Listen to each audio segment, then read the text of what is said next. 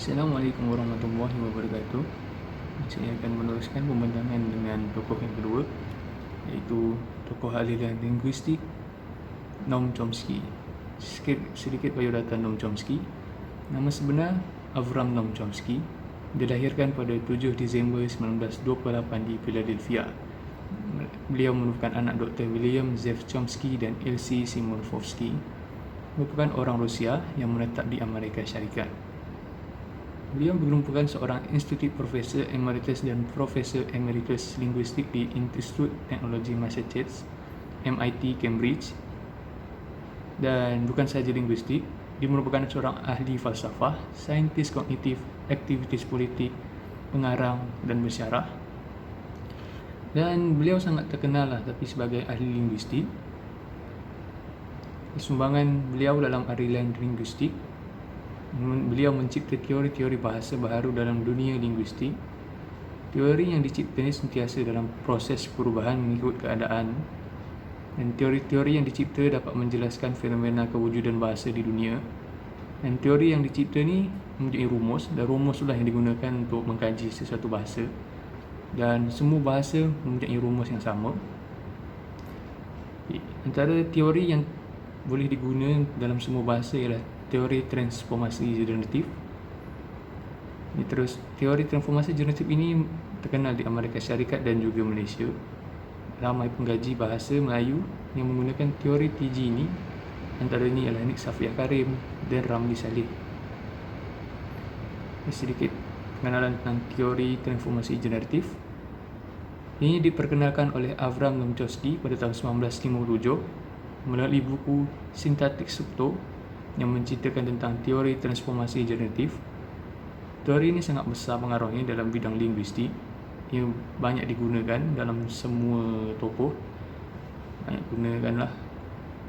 Ini merupakan satu aliran baharu yang timbul selepas aliran struktural yang dicipta oleh Lionel Bloomfield. Teori ini wujud akibat daripada beberapa kekurangan dan kelemahan teori tradisional dan struktural. Chomsky cipta teori ini sebab dia nampak kelemahan pada teori struktural.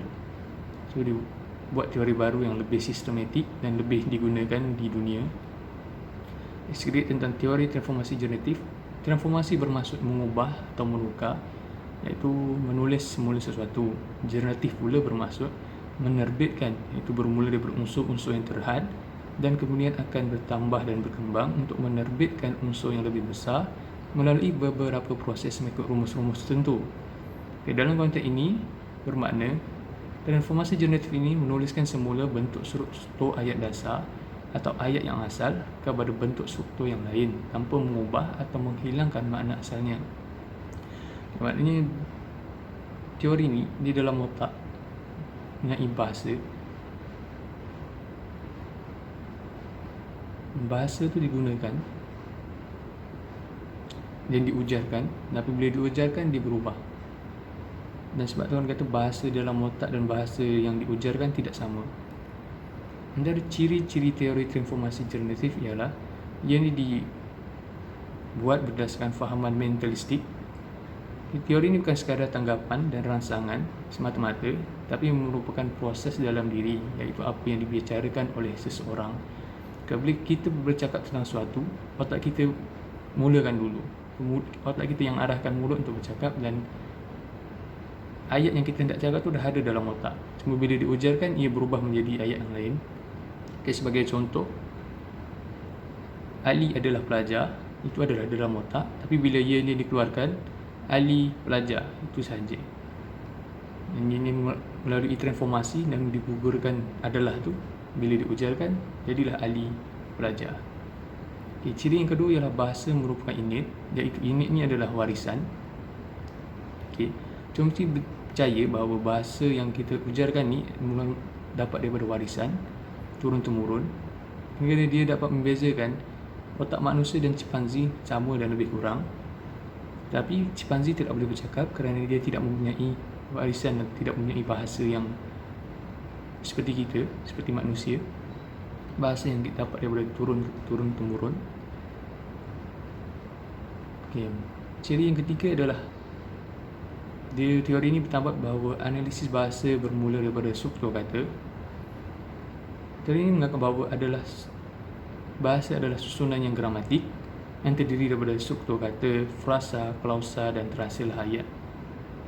Susunan-susunan inilah yang menerbitkan ayat yang kita cakap ni, dan ianya pula mengikut turutan dan barulah ia menjadi ayat.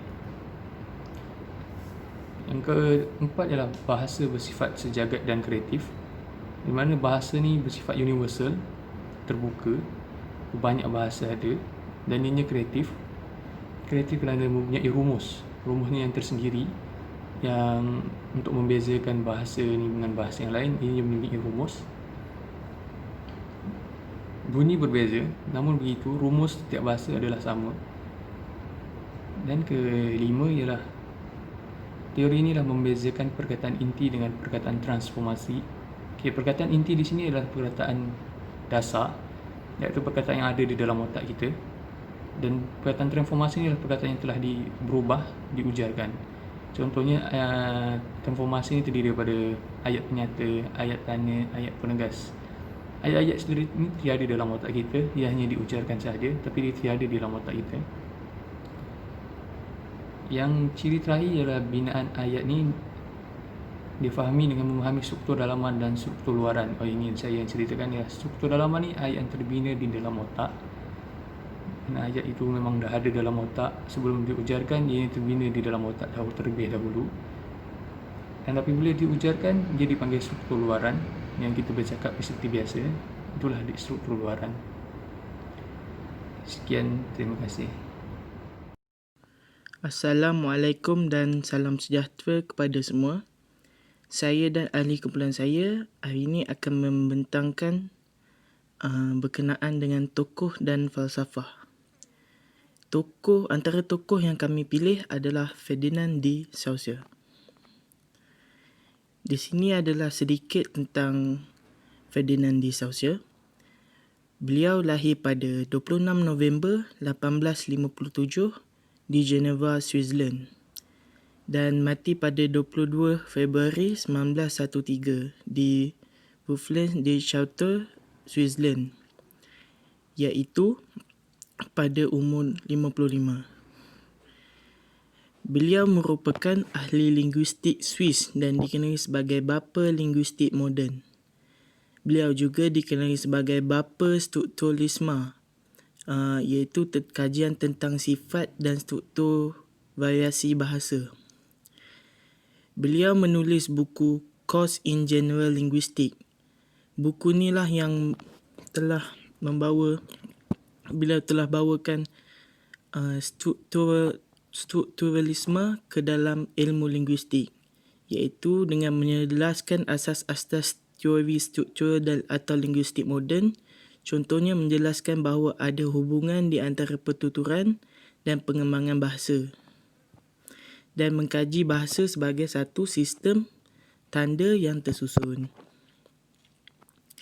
Okey, seterusnya saya akan membentangkan tentang sumbangan Ferdinand de Saussure dalam linguistik, iaitu di dalam bukunya yang bertajuk Course in General Linguistics. Yang pertama, beliau membezakan antara lenggu dan parol. Lenggu sistem yang mengandungi satu set rumus yang mengawal penghasilan ayat gramatis, merujuk kepada pengetahuan tentang sistem formal sesuatu bahasa, iaitu sistem fonologi, morfologi dan sintaksis.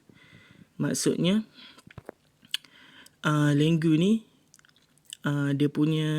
dia mengkhususkan kepada tentang sistem fonologi, morfologi suatu bahasa. Contohnya bahasa Melayu, dia mengkaji tentang fonologi, morfologi dan sintaksis bahasa Melayu. Manakala parol pula merujuk kepada pengetahuan tentang cara berbahasa atau cara menyampaikan pandangan dalam keperihalan keadaan yang berbagai-bagai.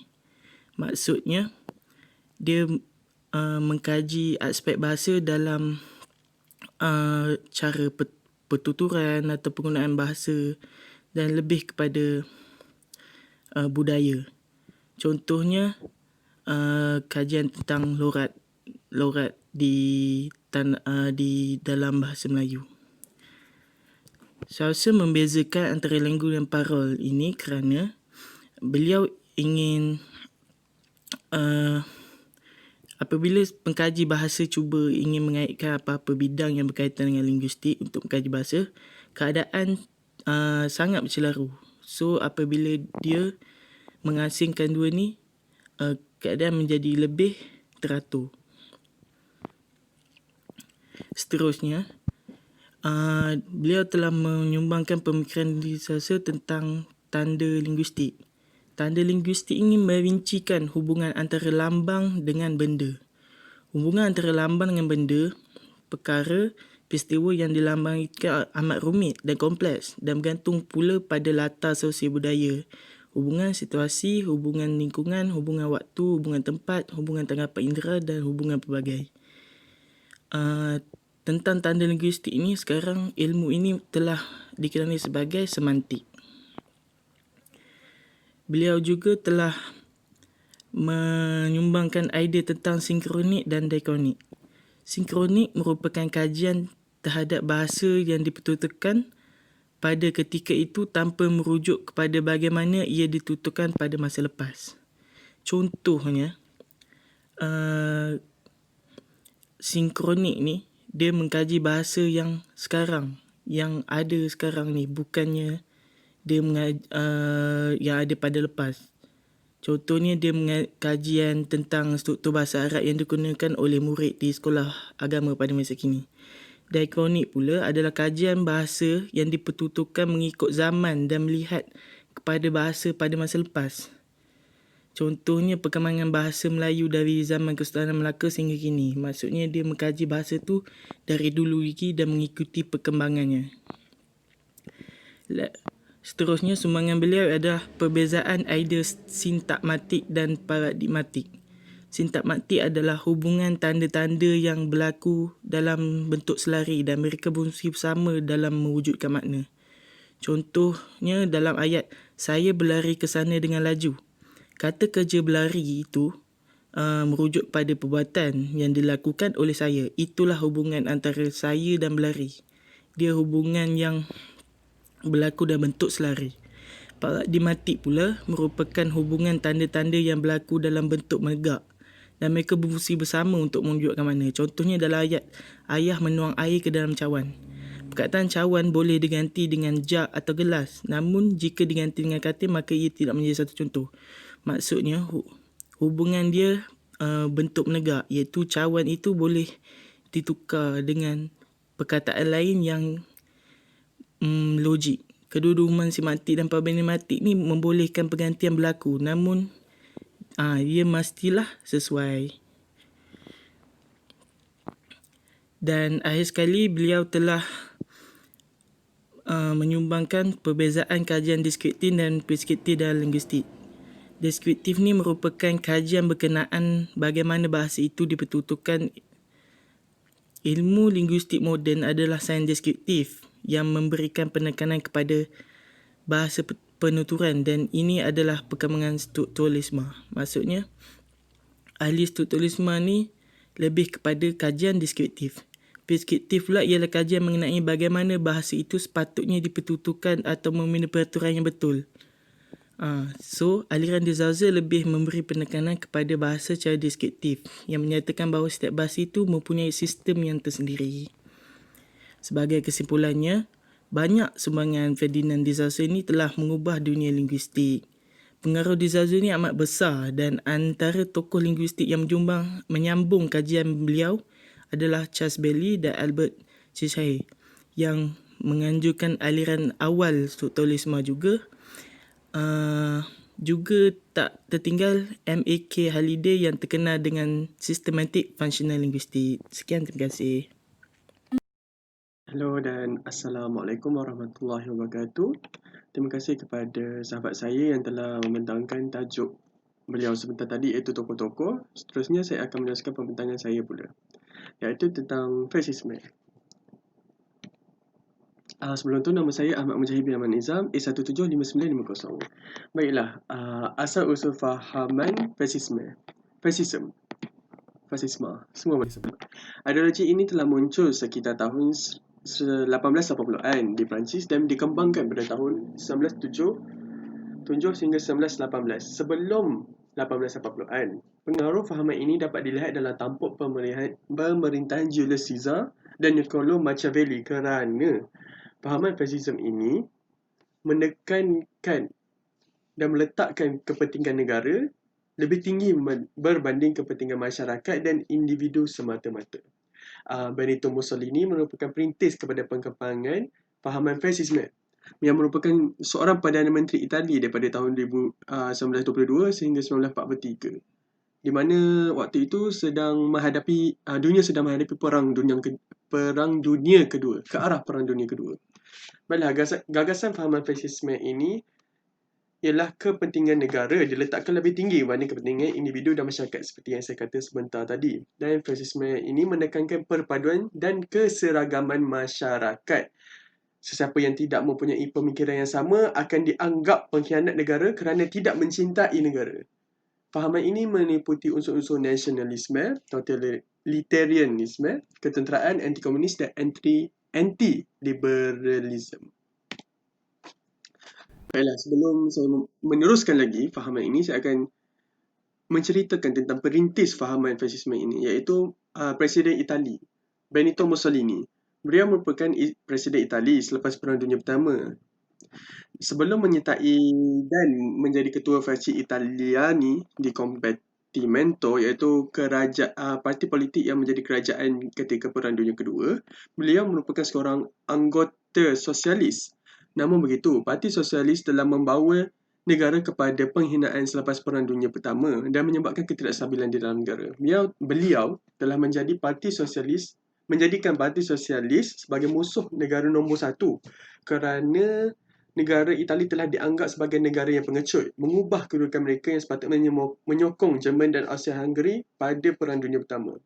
Benguiat, salah seorang profesor yang dalam bidang sains sosial, pernah menyatakan bahawa dalam bukunya Fascist Modernities, iaitu Benito Mussolini telah berjaya mencipta istilah fasisme, di mana negara fasis satu parti pertama tertubuh. Seterusnya, ideologi fasisme ialah antara pemangkin ideologi ini. Ideologi fasisme, terdapat beberapa pemangkin kepada ideologi ini. Antaranya ialah yang pertama, masalah dalam negara. Selepas Perang Dunia Pertama, negara Itali mengalami pelbagai masalah dari segi politik, sosial dan ekonomi, seperti ketidakstabilan politik dapat dilihat apabila Parti Sosialis yang memerintah pada ketika itu tidak mampu menyelesaikan masalah-masalah yang berlaku selepas Perang Dunia Pertama. Antara masalah yang berlaku ialah hutang negara semakin menimbun, kadar pengangguran yang semakin meningkat, dan negara Itali masih lemah walaupun telah menyertai pihak yang menang selepas Perang Dunia Pertama, seperti yang dilihat di dalam gambar yang saya tunjukkan sebelah, iaitu anggapan selepas Perang Dunia Pertama, Itali mendapat banyak kawasan di perairan Austria-Hungary, tapi disebabkan negara Itali lambat menyertai perjanjian Treaty Versailles, menyebabkan mereka hanya dapat sedikit sahaja bahagian, tidak seperti yang dijanjikan. Baiklah, yang seterusnya ialah ancaman dari luar. Revolusi Rusia 1917 telah menjadi salah satu pemangkin ideologi fasisme ini, di mana pergulingan Tsar Nicholas yang kedua, yang merupakan pemerintah terakhir diraja di Rusia, telah berlaku. Pemberontakan ini telah dijalankan oleh komunis Bolshevik yang telah menembak mati keluarga diraja Tsar. Tampuk pemerintahan Rusia berjaya diambil alih dan kerajaan Kerensky yang pro-kapitalis telah diusir keluar. Vladimir Lenin telah menggetarkan Itali kerana kerisauan Mussolini terhadap fahaman komunis yang bakal disebarkan ke serata Eropah. Di bahagian kanan dapat kita lihat gambar Tsar Nicholas II yang terakhir sebelum ditembak mati. Di tengah ialah gambar pemberontakan, dan yang seterusnya, yang di bahagian kiri ialah gambar Vladimir Lenin yang telah memimpin kerajaan baru Rusia. Baiklah, seterusnya ialah kemuncak fasisme. Kemuncak ini dapat dilihat apabila pengaruh Nazisme yang dipelopori oleh Adolf Hitler mendapat sambutan oleh masyarakat Jerman. Itali telah menyertai Perang Dunia Kedua bersama-sama dengan Jerman dan Jepun untuk menaklukkan Eropah dan Asia. Ideologi ini memperlihatkan kesan penjajahan negara paksi. Negara-negara paksi ini mengubah sistem politik dan sosial negara-negara yang dijajah. Seperti Empire Jepun, bangsa-bangsa yang menentang akan dihapuskan seperti mana dilakukan terhadap kaum Cina dan masyarakat diwajibkan mempelajari bahasa Jepun termasuk mengerti lagu kebangsaan Jepun sendiri. Ini menunjukkan konsep satu bangsa, anti-demokrasi dan anti-individualism. Dan kesimpulan yang saya dapat buatkan untuk fasisme ini, pengaruh fasisme yang berpusat di negara-negara paksi setelah kekalahan mereka dalam Perang Dunia Kedua semakin melemah. Adolf Hitler telah mengakhiri nyawanya sendiri, Benito Mussolini telah dihukum bunuh dengan pasukan penembak, namun Maharaja Hirohito tidak dikenakan sebarang hukuman atas peperangan yang dilakukan. Dan sesungguhnya segala perkara yang dilakukan perlulah menggunakan konsep wasatiyah, iaitu konsep bersederhana, tidak boleh melampaui batas dan perlakuan seperti mana kekejaman yang telah dilakukan semasa Perang Dunia Pertama dan Perang Dunia Kedua. Sekian itu saja daripada saya. Seterusnya saya meneruskan kepada sahabat saya untuk membentang.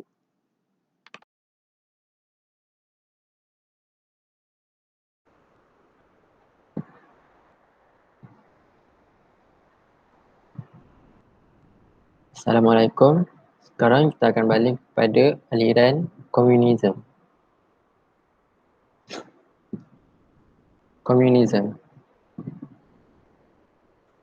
Fahaman ini diperkenalkan oleh Karl Marx dan Friedrich Engels pada sekitar 1848 dalam karya mereka The Communist Manifesto yang pernah menjadi anutan berbilion manusia dahulu.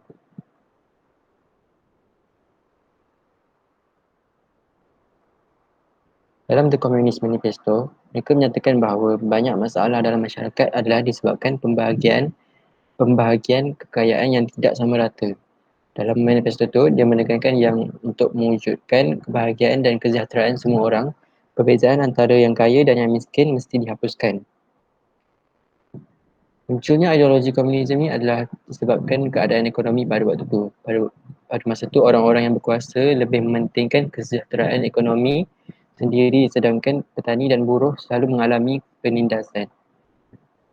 Karl Marx dengan pemikiran komunisme dia nak ciptakan suatu masyarakat yang lebih adil, tidak mengenal kelas, mengutamakan hak setiap orang dan tidak bergantung kepada Tuhan. Tapi sebaliknya benda yang jadi ialah pertentangan kelas, iaitu pemberontakan orang miskin atau kelas pekerja terhadap kelas yang kaya. Secara menyeluruhnya, komunisme merupakan sebuah ideologi yang mahu menuntut kesamarataan dan melawan penindasan kaum pemodal. Namun apabila mereka mendapat kuasa, mereka menggunakan kuasa tersebut untuk mengganas dan membunuh ramai orang seperti yang berlaku di China dan Soviet Union pada pertengahan abad ke-20.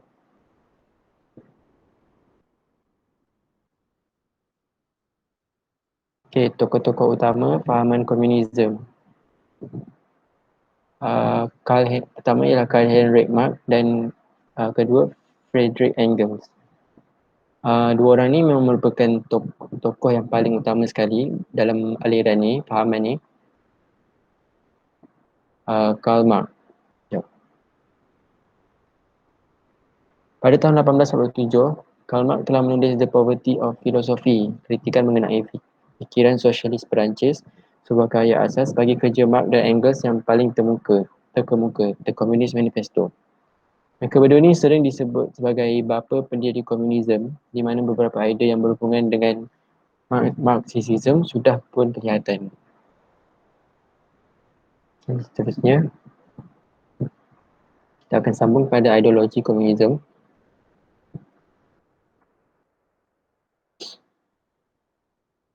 Okey, pertama sekali, ideologi komunisme, perekonomian dikuasai oleh pemerintah. Komunisme tidak mengakui hak milik perseorangan. Semuanya kepunyaan negara, segala harta baik berupa tanah atau kekayaan lain dirampas dan dijadikan milik negara. Kepada rakyat hanya diberikan untuk sekadar keperluan rendah saja. Contoh macam di Korea Utara, segala kegiatan perekonomian dikuasai oleh pemerintah. Rakyat biasa diorang cuma boleh memiliki kegiatan ekonomi dalam skala kecil, sedangkan industri besar dikuasai oleh pemerintah. Seterusnya, salah satu doktrin atau kepercayaan komunisme adalah continuous revolution, revolusi terus menerus. sehingga telah tersebar ke seluruh dunia. Perubahan atas sistem kapitalisme harus dicapai dengan cara-cara revolusi. Bagi mereka, perubahan kena dicapai dengan cara revolusi dan pemerintah oleh diktator proletariat sangat diperlukan pada waktu transisi itu. Pada waktu transisi, dengan bantuan negara di bawah diktator proletariat, seluruh hak milik peribadi akan dihapuskan dan diambil alih. Seterusnya berada di bawah kawalan negara. So, negara yang akan kontrol perkara-perkara ni. So, negara dan hukum negara yang sebenar tu akan lenyap kerana tak lagi diperlukan. Ideologi fahaman yang seterusnya. Kurang menyokong praktik keagamaan. Komunisme ini boleh dikatakan ajaran yang bersifat etis, iaitu tidak beriman kepada Tuhan. Akan tetapi, bagi mereka jika manusia berfikir Tuhan wujud, maka wujudnya Tuhan tu hanyalah pada khayalan mereka. Maka kewujudan Tuhan bergantung pada khayalan masing-masing. Sebenarnya anggapan tersebut keliru kerana ada yang mengatakan bahawa kedua-duanya sesuatu yang beza sebab bagi mereka komunisme adalah ideologi politik, sedangkan etisisme adalah ideologi kepercayaan. Tapi bila kita tengok, komunisme ni ialah ajaran yang dibuat oleh manusia dan dalam fahaman ni dia tidak percaya kepada Tuhan dan siapa-siapa. Mereka hanya percaya kepada apa yang diperkatakan oleh tokoh mereka, Karl Marx, Engels, Lenin dan pemimpin komunisme yang lain. Malah pengasas dia sendiri, Karl Marx, tidak percaya adanya Tuhan. Dan Lenin sebagai penyokong kuat Marx pernah menulis bahawa agama adalah candu kepada rakyat. Ideologi seterusnya. Menurut ajaran komunisme, setiap manusia memiliki darjat yang sama. Dan ajaran inilah yang membuatkan banyak rakyat kecil bersemangat untuk mengikuti fahaman ini kerana dianggap akan mensejahterakan mereka. Meskipun demikian, pada praktiknya komunisme ini sebenarnya membuat seorang individu itu menjadi tidak berkembang. Komunisme mengajarkan perjuangan pertentangan kelas. Contohnya, golongan proletariat yang melawan tuan tanah dan kapitalis. Jika dilihat, komunisme memang menerapkan kepercayaan masyarakat makmur, masyarakat komunis tanpa kelas, semua manusia sama. Tapi untuk mereka menuju ke arah tu, mereka gunakan diktator proletariat yang bertugas membersihkan kelas-kelas lawan komunisme, khususnya tuan-tuan tanah yang bertentangan dengan demokrasi. Okay.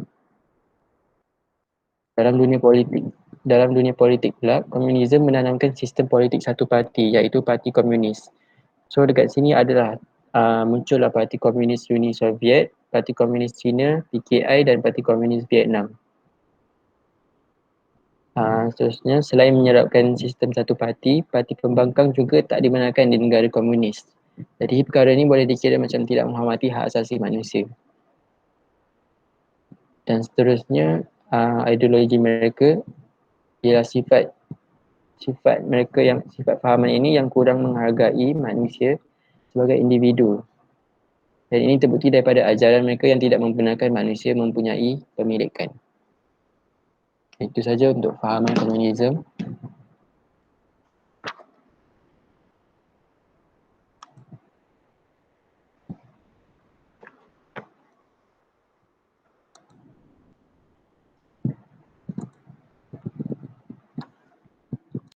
Jadi saya akan menceritakan tentang Nazisme.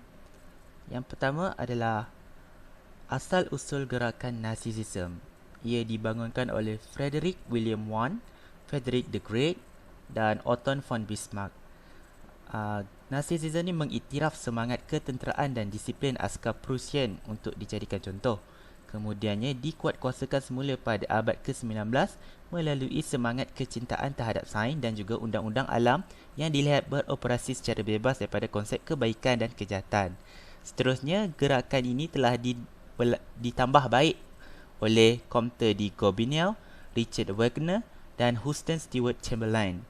Ketiga-tiganya mempunyai pengaruh yang kuat dalam gerakan sosialisme kebangsaan dan mereka menganggap bahawa keturunan dan tradisi masyarakat Nordik mengungguli bangsa-bangsa yang lain.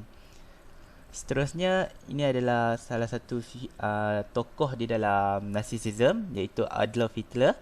Pandangan beliau telah dipengaruhi ketika di usia mudanya oleh beberapa faktor, iaitu kebencian terhadap bangsa Slav dan orang Yahudi. Seterusnya, semangat nasionalisme yang tinggi, kegagalan sebagai seorang seniman yang hidup di sekitar bandar Vienna dan juga tradisi Jerman. Seterusnya, beliau juga turut terpengaruh dengan gerakan Austria yang ditunjangi oleh pelbagai sentimen politik, khususnya pan-Germanic, ekspresisme dan antisemitisme. Seterusnya saya akan bincangkan mengenai bagaimana tercetusnya parti Nazi ini. Yang pertama adalah kekalahan negara Jerman dalam Perang Dunia Pertama. Kekalahan dan kekecewaan yang terhasil daripada penderaan terutamanya dalam kalangan kelas pertengahan telah menjayakan propaganda Hitler dan Nazi. Yang kedua adalah perjanjian Versailles pada tahun 1919 menyebabkan negara Jerman kehilangan banyak wilayahnya dan mencetuskan kebencian ketara dalam masyarakat ke arah perjanjian ini, lalu dijadikan sebagai titik permulaan oleh Hitler. Sebab yang ketiga adalah desas-desus yang mengatakan bahawa kekalahan Jerman pada ketika itu telah dirancang oleh diplomat pada pertemuan Versailles. Jadi Hitler telah meletakkan semangat untuk membalas dendam ke atas tindakan pengkhianatan ini. Seterusnya adalah inflasi mata wang Jerman pada tahun 1923 telah mengakibatkan ramai golongan pertengahan kehilangan simpanan mereka, di samping membawa kepada masalah pengasingan dan ketidakpuasan hati. Nah, ini adalah beberapa jenis ideologi Nazisme. Yang pertama adalah faktor bangsa dan kebangsaan. Bangsa Jerman adalah bangsa yang paling hebat, pengasas kepada semua dan merupakan bangsa yang terbaik dalam tamadun manusia, pencipta institusi politik dan sosial yang stabil dan merupakan penghasil kebudayaan terbaik di dunia ini.